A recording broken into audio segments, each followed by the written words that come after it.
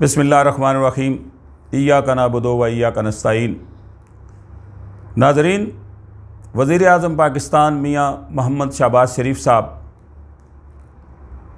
मेरे ख़्याल में पिछले 3-4 साल से अपने केसेस के मतलब हर वक्त ये कहते हैं कि एक देले की अगर करप्शन साबित हो तो मेरी मैयत को भी निकाल के खंबे से लटका देना, मैं एक सियासत छोड़ दूंगा, मैं फ़लाँ कर दूंगा, मैं ऐसे कर दूंगा।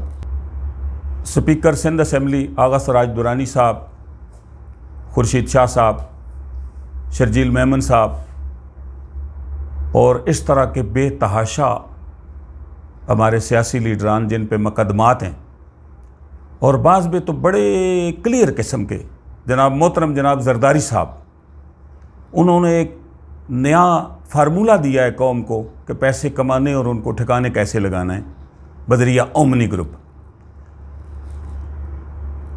अब एक ही नारा है सबका कि एक देले की करप्शन साबित करें। क्या करप्शन जब होती है, कोई किसी से किक बैक लेता है, रिश्वत लेता है, तो उसकी रसीद होती है? उसका एक तरीक़ाकार है।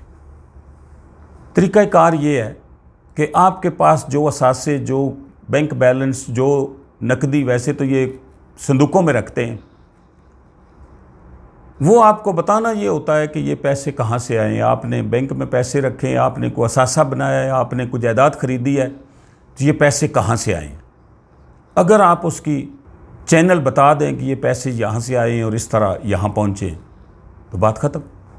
और अगर आप ना बता सकें तो वो अनएक्सप्लेन्ड इनकम कहलाती है। और अनएक्सप्लेन्ड इनकम सियासी लोग जो इस मुल्क के आले नाल हुए हैं, उन पे इसके अलावा फिर और क्या सोचा जा सकता है कि इन्होंने ये कौम का पैसा लूटा है और ये जायदादें बनाई हैं, ये बैंक बैलेंस बनाए हैं। मुझे इन सब के केस सुन के एक बड़ी बात याद आती है। कोई एक भैंस चोर, वो किसी घर से भैंस चोरी करके जा रहा था, तो थोड़ा सा दूर गया तो पकड़ा गया।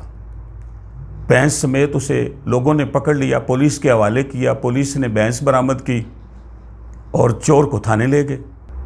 जब इलाके के लोगों को पता लगा कि कोई भैंस चोर पकड़ा गया है हमारे थाने में, तो जिन और लोगों के हफ्ता 10 दिन, 15 दिन, महीना, 2 महीने पहले कुछ जानवर चोरी हुए थे, वो भी 4-6 बंदे कोई थाने पहुंच गए। वो आप थानेदार को बता रहे हैं जी कि ये भैंस चोर जो पकड़ा गया है, मेरी भी भैंस चोरी हुई है। एक कहता है हफ्ता पहले मेरी चोरी हुई है, दूसरा कहता है 1.5 महीना पहले मेरी हुई है। तो वो सारे अपनी कहते तो चोर सुन रहा था और बड़ी गौर से सुन रहा था। तो उसको बड़ा गुस्सा चढ़ा कि यार एक तो पहले मैं पकड़ा गया हूँ, ऊपर से ये सारे आ गए कि जी मेरी भी भैंस चोरी हुई, मेरी भी भैंस चोरी हुई। तो वो एक बंदे को नज़दीक बुला कहता है इधर आओ, मेरी बात सुनो। उसने कहा क्या बात है? कहता है जो अभी भैंस मेरे हाथ से पुलिस वालों ने पकड़ी है, वो मैं ये नहीं मानता कि मैंने चोरी की है। तुम 2 महीने पहले जो भैंस चोरी हुई है वो भी मुझ पे डालना चाहते हो। मेरे भाई, अब बिल्कुल इस चोर वाला हिसाब है कि जिसके पास से जो कुछ बरामद हुआ है वो कहता है मैं ये नहीं मानता, और आप कह रहे हैं जी कि इन्होंने मुल्क को बड़ा लूटा है।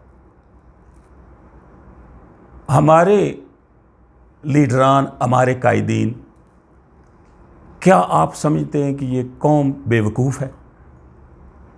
एक एक बात आज के दौर में मैं ये समझता हूँ, मेरी अपनी असेसमेंट ये है कि वोट देने वाला वोट लेने वाले से ज़्यादा अक्लमंद है और ज़्यादा शातिर है।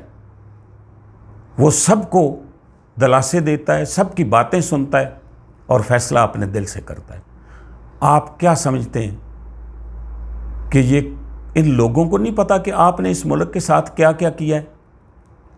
आपके एक बयान से कि मैंने चोरी कोई नहीं की, ये लोग कौम मान जाएगी? 22 करोड़ लोग मान जाएंगे कि आपने चोरी नहीं की?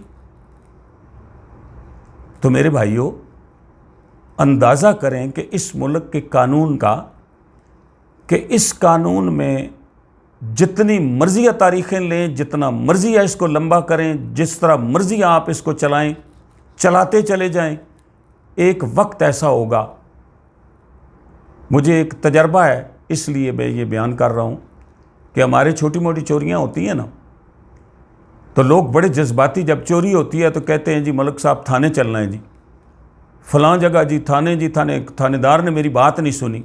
वो बड़े जज्बात में 1-2 दिन थाने के चक्कर लगाते, दरख्वास्त दे, ये कर वो कर, थाने वाले को पता होता है कि इसका करना क्या है, चक्कर शक्कर लगवा के तीसरे दिन कहते हैं कि आपकी भैंस या आपकी चोरी, आपको किसी पे शक है तो बताएं वरना हम ढूंढ रहे हैं। वो बंदा उसके बाद थाने नहीं जाता और चोरी का केस दाखिल दफ्तर हो जाता है। ये अब सारे जितने भी केस चल रहे हैं, अगर ये किसी भी दुनिया के मुअज़्ज़ब मुआशरे में ये केस चल रहे होते तो आज सारे ये लोग जेलों में होते। हमारे मुल्क की बेहतरीन निज़ाम का फ़ायदा उठाते हुए ये केस को लंबा करते करते करते कभी न कभी घुमा के या खुद आ जाते हैं या कोई अपना मर्ज़ी का बंदा आ जाता है, केस फारग, फिर स्टेज पे चढ़ के कहते हैं कि मैं बड़ा मज़लूम हूँ, मेरे साथ बड़ी ज़्यादती हुई, मेरे ऊपर झूठे मुकदमात बनाए और बरी हो के, हम सारे केसों में बरी हो के ये आपके सामने खड़े हैं। ये हमारी कौम, हमारे मुल्क के लिए लम्हे फ़िक्रिया है, हमारे उन अदारों के लिए लम्हे फ़िक्रिया है जिन अदारों में ये इस तरह होता है। आज अगर इस निज़ाम को ठीक कर दिया जाए और स्पेशली इन बड़े लोगों का, कि इनके ट्रायल एक जो बेगुनाह है वो भी फ़ख्र से अपनी बेगुनाही साबित करके अवाम में वापस जाए, और जो गुनहगार है वो इस सियासत से हमेशा के लिए निकल जाए, ताकि इस मुल्क में अच्छी क़यादत मुयस्सर हो और आवाम और मुल्क का भला हो सके। पाकिस्तान पाइंदाबाद।